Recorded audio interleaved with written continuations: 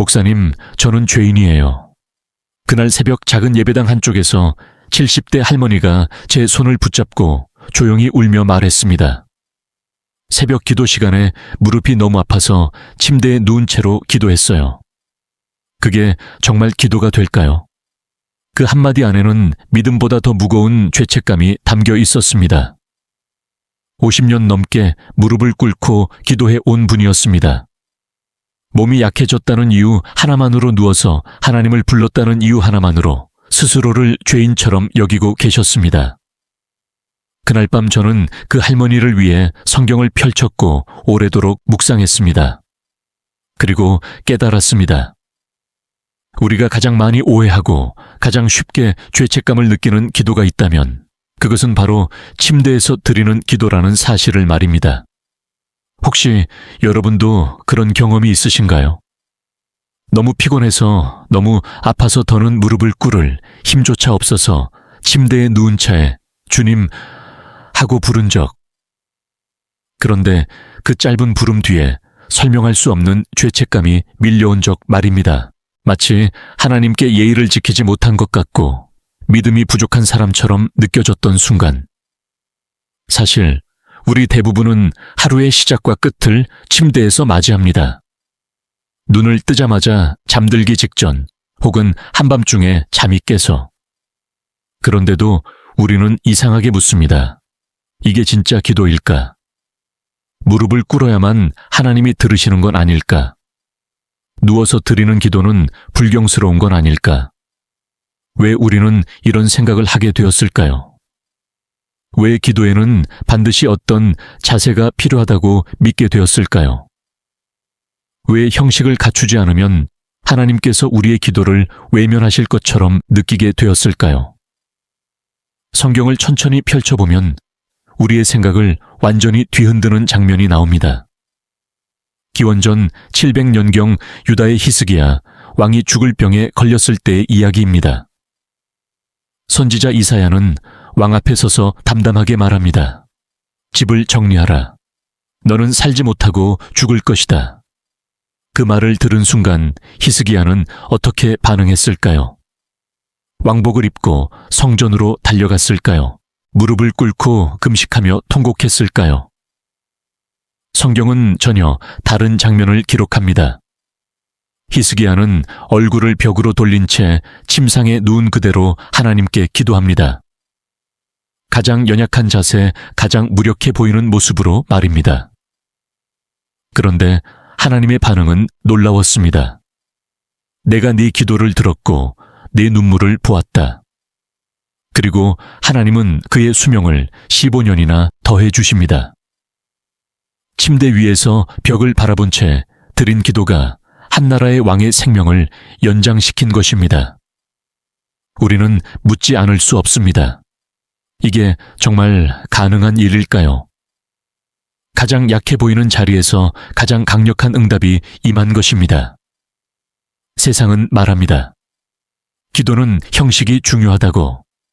무릎을 꿇고 손을 모으고 눈을 감아야 한다고.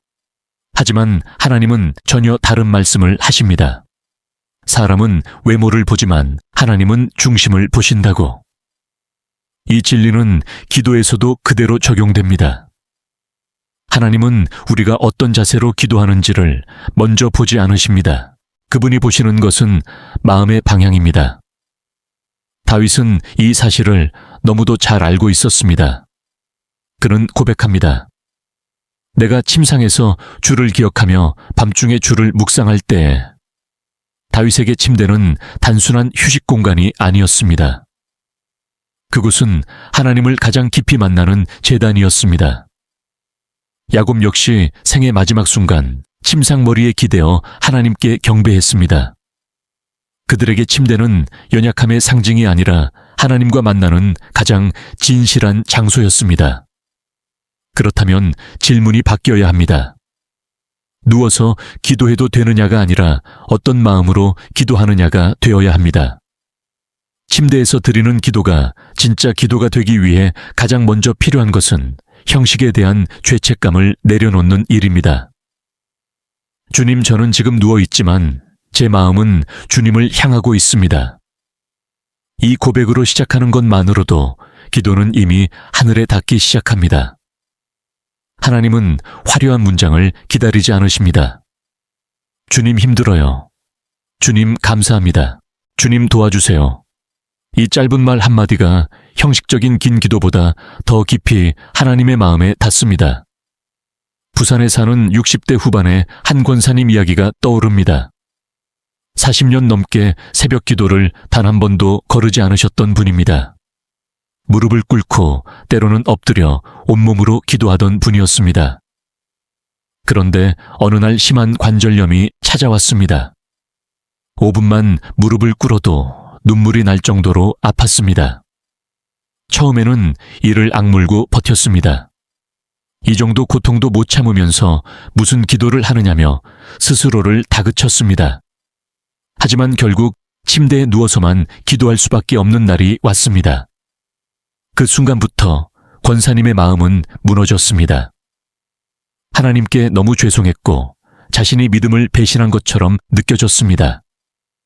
그러던 어느 새벽잠에서 깨어 눈물을 흘리며 누워있던 그분의 마음에 한 말씀이 떠올랐습니다. 하나님은 중심을 보신다는 말씀이었습니다. 그 순간 권사님은 깨달았습니다. 하나님은 내 무릎을 보신 게 아니었구나. 내 마음을 보셨구나. 40년 동안 무릎을 꿇었을 때도 지금 침대에 누워있을 때도 하나님께 중요한 것은 단 하나였다는 사실을 말입니다. 내 마음이 하나님을 향하고 있는가? 그날 이후 권사님의 기도는 달라졌습니다. 죄책감 없이 자유롭게 침대에 누워 기도하기 시작했습니다. 놀랍게도 기도는 더 깊어졌고 하나님은 더 가까워졌습니다. 기도는 자세의 문제가 아니라 진실의 문제입니다. 침대는 우리가 가장 솔직해지는 장소입니다. 세상의 소음이 사라지고 가면을 벗고 있는 그대로의 자신과 마주하는 곳. 하루 중 가장 진짜인 순간이 시작되는 곳입니다. 바로 그 자리에서 하나님을 부를 때 우리는 그 어떤 형식보다 깊은 기도를 드리고 있는지도 모릅니다. 아침에 눈을 뜨자마자 주님 좋은 아침입니다 라고 말해 보십시오. 밤에 잠들기 전 주님 오늘 하루 감사합니다 라고 고백해 보십시오. 밤중에 잠이 깼을 때 불안 대신 주님 제가 여기 있습니다 라고 속삭여 보십시오. 그 순간 침대는 더 이상 죄책감의 장소가 아니라 하나님의 임재로 가득한 성소가 됩니다. 혹시 지금 몸이 불편하신가요? 무릎을 꿇기도 오래 앉아있기도 힘드신가요? 괜찮습니다. 하나님은 여러분이 누워있는 바로 그 자리에 계십니다. 여러분의 연약함을 외면하지 않으십니다. 오히려 그 자리에서 여러분을 기다리고 계십니다. 침대에서 드리는 기도는 결코 덜한 기도가 아닙니다. 그것은 가장 솔직한 기도이며 가장 인간적인 기도이며 어쩌면 가장 하나님다운 기도일지도 모릅니다. 오늘 밤 여러분의 침대에서 하나님을 다시 불러보십시오. 죄책감 대신 진심으로, 형식 대신 마음으로. 그곳에서 하나님은 이미 여러분을 바라보고 계십니다. 우리는 종종 이렇게 생각합니다. 그래도 누워서 기도하면 뭔가 믿음이 약해 보이지 않을까? 하나님 앞에서는 강한 모습만 보여야 하지 않을까? 흔들리지 않고 무너지지 않고 언제나 단단한 사람처럼 서 있어야 할 것 같다는 생각 말입니다. 그래서 몸이 아파도 이를 악물고 무릎을 꿇고 마음이 지쳐도 오래 버티며 기도하려고 합니다. 이 정도는 견뎌야 믿음이지, 이 정도도 못하면 안 되지. 약한 모습은 숨겨야 할 것 같고 하나님 앞에서는 더욱 그러해야 할 것처럼 느껴집니다. 그런데 성경은 이 생각을 정면으로 뒤집습니다. 사도 바울은 고백합니다. 내가 약할 그때의 강함이라. 이 말은 단순한 위로의 문장이 아닙니다. 그의 삶에서 길어올린 처절한 진실이었습니다. 바울에게는 누구도 정확히 알지 못하는 육체의 가시가 있었습니다. 그를 끊임없이 괴롭히고 사역의 발목을 잡는 고통이었습니다. 바울은 3번이나 하나님께 간절히 구했습니다. 이것만은 제발 제거해 달라고. 이것만 없으면 더 잘 섬길 수 있을 것 같다고. 그러나 하나님의 대답은 뜻밖이었습니다. 없애주겠다는 말씀이 아니라 내 은혜가 내게 족하다는 응답이었습니다. 그리고 이어진 말씀이 바로 이것입니다. 내 능력이 약한 데서 온전하여진다. 이 말 앞에서 바울은 무너졌습니다. 그리고 동시에 눈이 열렸습니다.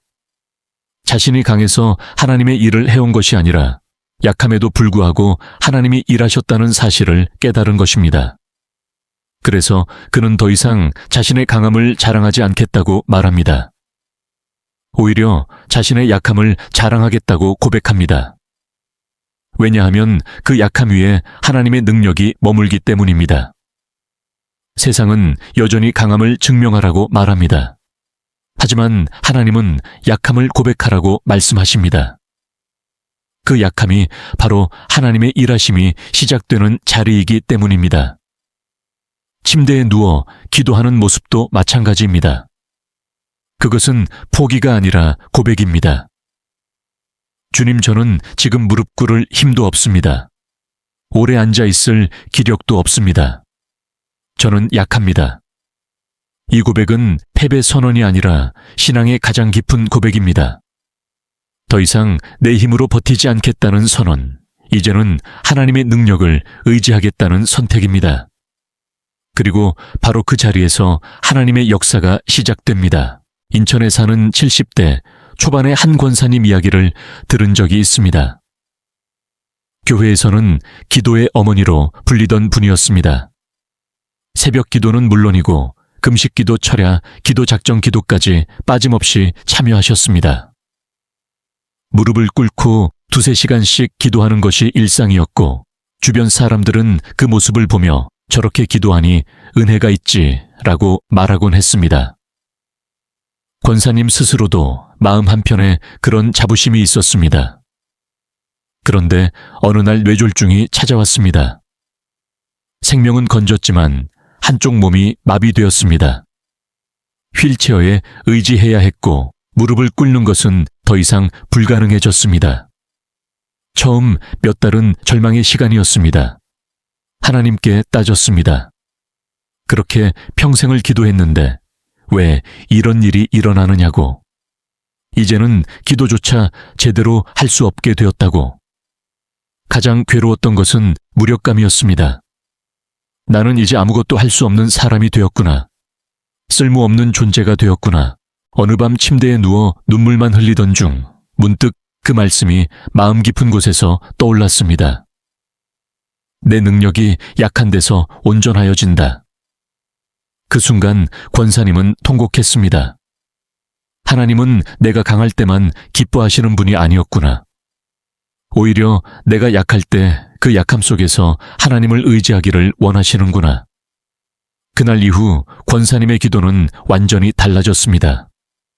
침대에 누워 이렇게 기도하기 시작했습니다. 주님, 저는 약합니다. 이제는 할 수 있는 게 없습니다. 그러니 주님이 하소서. 이전에는 자신의 정성과 노력으로 기도했다면 이제는 완전히 맡기는 기도가 되었습니다. 놀라운 변화는 그 후에 일어났습니다. 몇 달 사이 오랫동안 복음을 거부하던 며느리가 마음을 열었고 수년째 어려움을 겪던 남편의 사업이 회복되기 시작했습니다. 교회 청년들을 위해 기도했는데 하나둘씩 일자리를 얻게 되었다는 소식이 들려왔습니다. 권사님은 침대에 누워 있었을 뿐입니다. 아무것도 한 것이 없었습니다. 그런데 하나님이 일하셨습니다. 이것이 침대에서 드리는 기도의 비밀 중 하나입니다. 우리가 아무것도 할 수 없을 때 하나님은 가장 자유롭게 일하십니다. 우리가 강한 척을 내려놓을 때 하나님의 능력이 가장 분명하게 드러납니다. 침대는 그 사실을 가장 빨리 깨닫게 해주는 장소입니다. 왜냐하면 그곳에서는 더 이상 버틸 수 없기 때문입니다. 그래서 우리는 솔직해집니다. 그리고 솔직해질 때 기도는 깊어집니다. 또 하나의 중요한 비밀이 있습니다. 바로 밤에 드리는 기도입니다. 혹시 한밤중에 잠이 깨서 다시 잠들지 못한 경험이 있으신가요? 새벽 2시, 3시, 4시. 천장만 바라보며 뒤척이던 시간. 우리는 보통 그 시간을 실패라고 생각합니다. 왜 잠을 못 자지? 내일 힘들 텐데, 빨리 다시 자야 하는데. 하지만 성경은 그 시간을 다르게 해석합니다. 밤은 하나님이 우리를 부르시는 시간이 될 수 있다고 말합니다. 낮에는 세상이 너무 시끄럽습니다. 해야 할 일, 사람들의 말, 끊임없는 정보와 자극들로 마음이 분주합니다. 하지만 밤은 다릅니다. 모든 소음이 멈추고 마음이 고요해집니다. 바로 그때 하나님의 음성이 더 잘 들립니다. 예수님조차도 밤에 홀로 기도하셨습니다. 사람들을 모두 보내신 후 산에 올라가 밤새도록 아버지와 교제하셨습니다. 가장 많은 사역을 하신 날, 가장 피곤했을 그날 밤의 말입니다. 수원에 사는 60대 초반의 한 권사님은 평생 불면증으로 고생했습니다. 잠들기 어렵고 자주 깨고 새벽이면 어김없이 눈이 떠졌습니다. 그 시간마다 걱정이 몰려왔습니다. 자녀 걱정, 건강 걱정, 미래에 대한 두려움. 밤은 늘 불안의 시간이었습니다. 그러던 어느 날 밤에 잠이 깨는 것은 하나님이 여러분을 부르시는 시간일 수 있습니다. 라는 말을 듣게 되었습니다. 처음에는 믿기지 않았습니다. 하지만 어느 새벽 또다시 눈이 떠졌을 때 조심스럽게 속삭였습니다. 주님, 저를 부르신 건가요? 제가 여기 있습니다. 그날 이후 권사님은 밤을 다르게 보내기 시작했습니다. 다시 잠들려고 애쓰는 대신 침대에 누운 채 짧게 기도했습니다. 주님, 저 있어요. 그 말 한마디로 시작한 기도는 놀라운 변화를 가져왔습니다. 불안이 줄어들었고 밤이 두렵지 않게 되었습니다.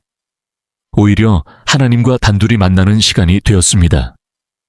몇 달 사이 가족의 문제들이 하나씩 풀리기 시작했고 권사님 자신의 건강도 눈에 띄게 안정되었습니다. 불면의 밤이 하나님을 만나는 시간이 된 것입니다. 침대에서 드리는 기도는 이렇게 우리의 인식을 바꿉니다. 약함은 실패가 아니라 통로가 되고 밤은 불안의 시간이 아니라 만남의 시간이 됩니다. 그리고 그 모든 변화는 거창한 형식이 아니라 아주 작은 고백에서 시작됩니다. 주님, 제가 여기 있습니다. 이 한마디면 충분합니다. 하나님은 그 한마디 속에 담긴 우리의 모든 마음을 읽으십니다. 여러분이 오늘 밤 침대에 누울 때 더 이상 스스로를 책망하지 마십시오. 약하다고, 부족하다고, 제대로 기도하지 못한다고 자신을 몰아쓰지 마십시오. 오히려 그 자리에서 이렇게 말해 보십시오. 주님, 저는 지금 이 모습 그대로 주님 앞에 나아옵니다. 그 순간 여러분의 침대는 하나님의 능력이 머무는 자리, 하나님의 음성이 들리는 자리로 바뀌기 시작할 것입니다. 우리가 침대에서 드리는 기도를 받아들이기 어려운 또 하나의 이유가 있습니다. 바로 이건 너무 편한 기도 아닐까라는 생각입니다. 고생하지 않고 애쓰지 않고 땀 흘리지 않고 드리는 기도는 어딘가 값싼 것처럼 느껴집니다. 우리는 무언가를 얻으려면 반드시 대가를 치러야 한다는 사고에 익숙해져 있습니다. 그래서 기도도 마찬가지라고 생각합니다. 오래 해야 하고 힘들어야 하고 버텨야만 하나님이 감동하실 것 같다고 말입니다. 하지만 이것은 은혜에 대한 가장 큰 오해 중 하나입니다. 은혜는 거래가 아닙니다. 은혜는 보상도 아닙니다. 은혜는 값없이 주어지는 하나님의 마음입니다. 우리가 무릎을 꿇어서 은혜를 얻는 것이 아니라 하나님이 우리를 사랑하시기 때문에 은혜가 임하는 것입니다. 만약 고통의 크기가 은혜의 깊이를 결정한다면 십자가는 이미 충분하지 않았다는 말이 되고 맙니다. 하지만 복음은 분명히 말합니다. 이미 충분하다고, 이미 다 이루었다고. 예수님이 십자가 위에서 마지막으로 하신 말은 다 이루었다였습니다. 아직 조금 더 고생해야 한다가 아니었습니다. 조금만 더 버텨야 한다도 아니었습니다. 이미 다 이루셨다는 선언이었습니다. 그렇다면 우리의 기도는 무엇을 더 증명하려는 행위가 아닙니다. 우리의 기도는 이미 주어진 은혜에 응답하는 행위입니다. 침대에서 드리는 기도도 마찬가지입니다. 그것은 편해서 드리는 기도가 아니라 은혜를 신뢰하기 때문에 드리는 기도입니다.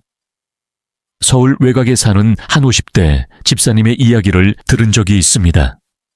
그는 사업 실패 이후 극심한 우울증을 겪었습니다. 아침에 눈을 뜨는 것 자체가 고통이었고 침대에서 일어나는 데만 1시간이 걸렸습니다. 교회에 가는 것은커녕 기도조차 할 힘이 없었습니다. 처음에는 자신을 끊임없이 책망했습니다. 왜 이렇게 나약해졌을까? 예전에는 새벽 기도도 잘 나갔는데. 그런데 어느 날 침대에서 일어나지 못한 채 천장을 바라보다가 이렇게 중얼거렸습니다. 주님, 오늘은 일어날 힘이 없습니다. 그 말이 기도의 시작이었습니다. 형식도 없었고 아름다운 말도 없었습니다. 그냥 있는 그대로의 상태를 하나님께 말했을 뿐이었습니다. 놀랍게도 그 순간 마음 깊은 곳에서 이상한 평안이 밀려왔습니다. 문제는 그대로였고 상황도 달라지지 않았지만 혼자가 아니라는 느낌이 분명하게 들었습니다. 그날 이후 집사님은 침대에서 하루를 시작했습니다. 억지로 일어나려 애쓰는 대신 먼저 기도했습니다. 주님, 오늘도 같이 가주세요. 그 짧은 기도가 몇 달 동안 이어졌고 서서히 그는 다시 일어날 수 있게 되었습니다. 우울증은 단번에 사라지지 않았지만 혼자 싸우고 있다는 느낌은 사라졌습니다. 침대에서 시작된 기도가 삶을 다시 움직이게 만든 것입니다. 침대에서 드리는 기도는 우리를 현실로부터 도망치게 하지 않습니다.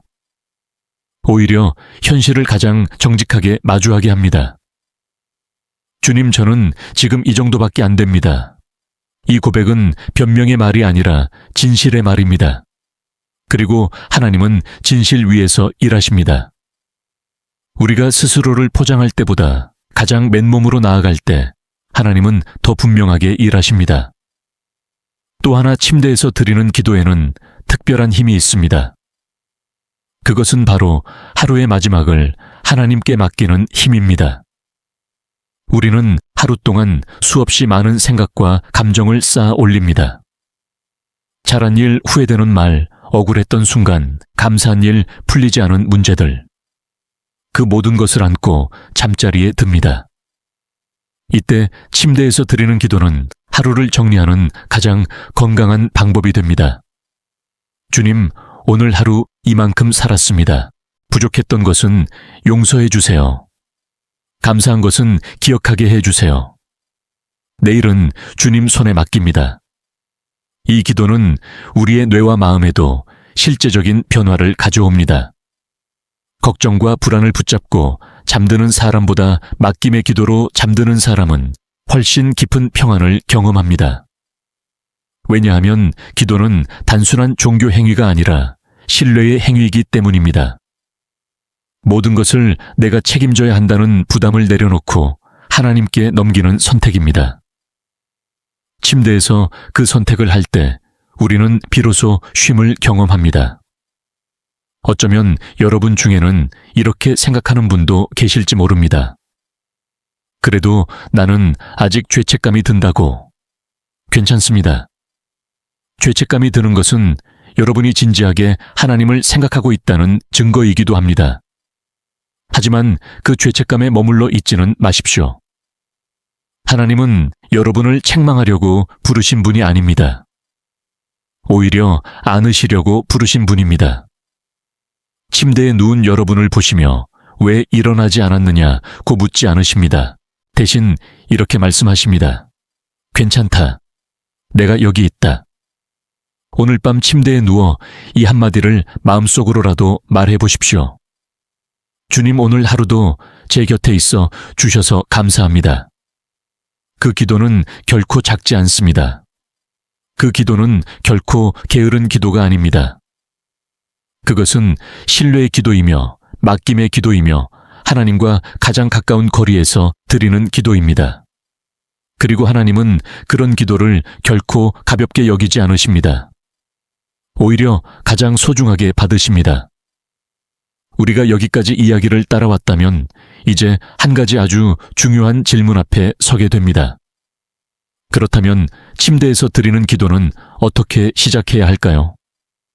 무엇을 말해야 하고 얼마나 해야 하며 어떤 마음으로 드려야 할까요? 많은 분들이 이 지점에서 다시 부담을 느낍니다. 또 방법을 만들어야 하나요? 또 기준이 생기는 건가요? 하지만 침대에서 드리는 기도의 핵심은 방법이 아니라 태도입니다. 복잡해질수록 기도는 멀어지고 단순해질수록 기도는 가까워집니다. 침대 기도의 첫 번째 태도는 설명하지 않아도 괜찮다는 믿음입니다. 우리는 기도할 때 자꾸 설명하려 합니다. 왜 이런 상황이 되었는지, 왜 이렇게 아픈지, 왜 이렇게 지쳤는지 하나님께 납득시켜야 할 것처럼 말입니다. 하지만 하나님은 이미 알고 계십니다. 설명은 하나님을 위한 것이 아니라 사실은 우리 자신의 불안을 달래기 위한 경우가 많습니다. 침대에 누워드리는 기도에서는 이렇게 말해도 충분합니다. 주님, 오늘은 말이 잘 안 나옵니다. 이 말 한마디면 됩니다. 말이 안 나오는 상태 자체가 이미 기도의 내용이기 때문입니다. 어느 청년의 이야기가 떠오릅니다. 그는 취업 준비를 3년 넘게 하며 번번이 탈락을 경험했습니다. 처음에는 열심히 기도했습니다. 간절했고 구체적이었고 논리적이었습니다. 그런데 시간이 지날수록 기도는 점점 짧아졌고 결국 침대에 누운 차에 이렇게 말하는 것이 전부가 되었습니다. 주님, 저 좀 지쳤어요. 그날 밤 그는 처음으로 울면서 잠들었습니다. 그런데 이상하게도 그 이후로 기도에 대한 두려움이 사라졌다고 말했습니다. 더 이상 잘 말해야 한다는 부담이 없었기 때문입니다. 그 청년은 훗날 이렇게 고백했습니다. 그때 처음으로 하나님 앞에서 연기하지 않아도 된다는 걸 알았어요. 침대에서 드리는 기도는 연기를 내려놓는 자리입니다. 강한 척, 괜찮은 척, 믿음 좋은 척을 내려놓는 자리입니다. 하나님은 우리가 무너지지 않는 모습을 보며 감동하시는 분이 아닙니다. 오히려 무너진 채로 찾아오는 모습을 가장 귀하게 여기십니다. 그래서 예수님은 말씀하셨습니다. 수고하고 무거운 짐진 자들아, 다 내게로 오라. 이 말씀에는 조건이 없습니다. 짐을 다 내려놓고 오라는 말도 아닙니다. 그대로 짐을 진 채로 오라는 초대입니다. 침대는 바로 그 초대에 가장 잘 응답할 수 있는 자리입니다. 두 번째 태도는 침묵을 허락하는 용기입니다. 우리는 기도는 반드시 말이 있어야 한다고 생각합니다. 하지만 침대에서 드리는 기도는 침묵 자체가 기도가 되는 순간이 많습니다. 아무 말도 하지 않고 그저 숨을 쉬며 하나님을 의식하는 것. 주님이 여기 계신다는 사실을 느끼는 것. 이것은 게으른 기도가 아니라 가장 깊은 신뢰의 표현입니다. 누군가와 정말 가까워지면 굳이 말을 하지 않아도 편안한 순간이 생기듯이 하나님과의 관계도 그렇습니다. 한 노목사님의 고백이 있습니다. 평생 설교하고 가르치고 기도 인도하며 살아오신 분이었습니다. 그런데 노년에 들어서면서 기억력이 급격히 떨어졌습니다. 긴 기도를 이어갈 수 없게 되었고 말씀도 자주 잊어버렸습니다. 처음에는 이것이 너무 두려웠다고 합니다. 하나님께 드릴 말이 없어지는 것이 믿음이 사라지는 것 같았기 때문입니다. 그런데 어느 날 침대에 누워 아무 말도 못한 채 눈만 감고 있는데 마음속에서 이런 생각이 떠올랐다고 합니다. 지금 이 순간에도 하나님은 나를 알고 계신다. 그 이후로 그분의 기도는 침묵이 되었습니다. 하지만 그는 단언했습니다. 그 침묵 속에서 나는 이전보다 더 분명하게 하나님을 느꼈다. 침대에서 드리는 기도의 세 번째 태도는 하루를 내려놓는 연습입니다. 우리는 하루를 끝내면서도 계속 붙잡고 있습니다. 그 말 하지 말 걸, 그 선택하지 말 걸, 내일은 어떻게 하지, 앞으로는 또 어떻게 해야 하지. 침대에 누워도 생각은 계속 달립니다. 이때 기도는 이렇게 말하는 것으로 충분합니다. 주님, 오늘은 여기까지 하겠습니다. 이 말은 포기가 아니라 신뢰입니다. 내가 오늘 할 수 있는 몫은 여기까지였다는 인정이며 나머지는 하나님께 맡기겠다는 고백입니다. 이 기도를 반복하다 보면 삶에 아주 중요한 변화가 일어납니다. 모든 것을 내가 통제해야 한다는 압박에서 조금씩 벗어나게 됩니다. 마지막으로 꼭 전하고 싶은 것이 있습니다. 침대에서 드리는 기도는 특별한 사람만을 위한 기도가 아닙니다. 연약한 사람만을 위한 기도도 아닙니다. 그것은 모든 사람을 위한 기도입니다. 강한 날에도, 약한 날에도, 믿음이 넘칠 때도, 흔들릴 때도 드릴 수 있는 기도입니다.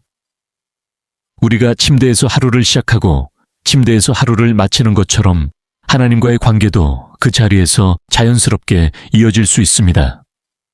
오늘 이 이야기를 듣고 있는 여러분 중에는 여전히 망설이는 분도 계실지 모릅니다.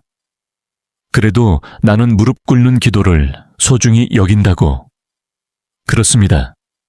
무릎 꿇는 기도는 여전히 아름답고 귀합니다. 하지만 그것이 기도의 전부는 아닙니다. 하나님은 우리의 자세보다 우리의 마음에 더 관심이 있으십니다.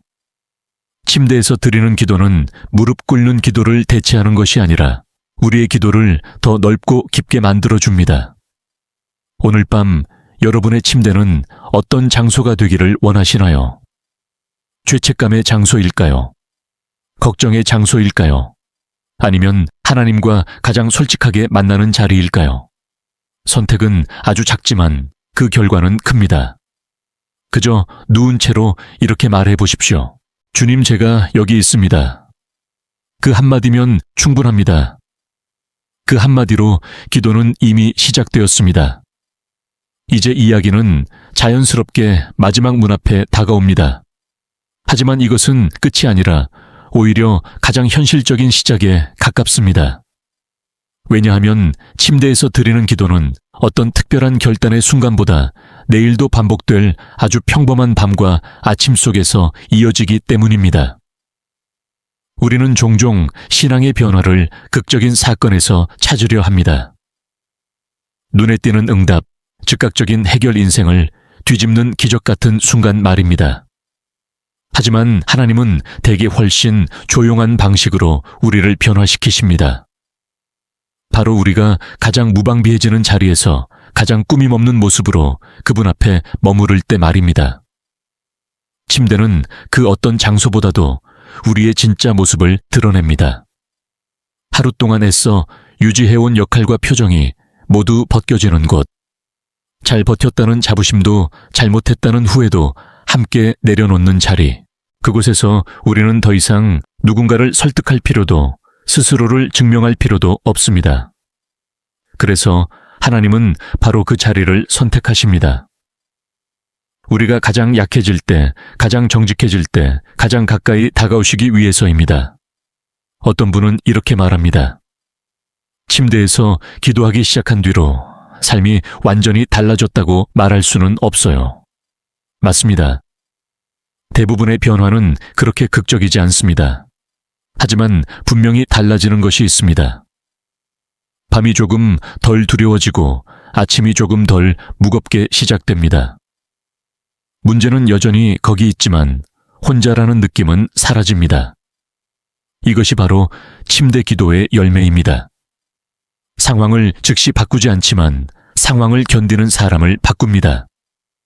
기도는 결국 하나님을 움직이는 기술이 아니라 하나님 앞에 머무는 관계입니다. 그리고 관계는 특별한 이벤트보다 반복되는 일상 속에서 깊어집니다. 침대에서 드리는 기도는 바로 그 반복의 힘을 지닙니다. 길지 않아도 괜찮고 매번 잘하지 않아도 괜찮습니다. 중요한 것은 끊어지지 않는다는 사실입니다.